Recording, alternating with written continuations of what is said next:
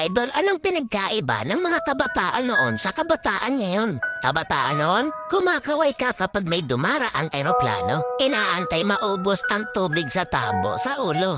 Ginagawang swimming pool ang tanggana ni nanay. Ginagawang braces ang foil ng choknat. Maliligo ka sa alilod ng bubong kapag umuulan. At kapag gabi naman, akala mo sinusundan ka ng buwan. Nagko-concert sa harap ng electric pan. Kabataan ngayon, ang problema ay pera at cellphone. Ang problema lang namin noon kung paano makatakas sa bahay para di matulog ng tanghali. Umati man kami sa palo, aminin natin mas maraming nire-respeto na magulang sa panahon noon kaysa ngayon. Mga kabataan ngayon, isang chat lang, may jowa na.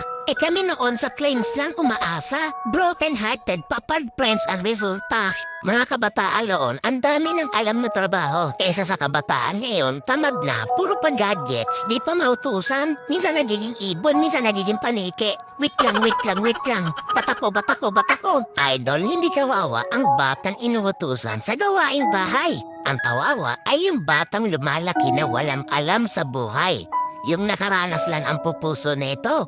Real talk yan.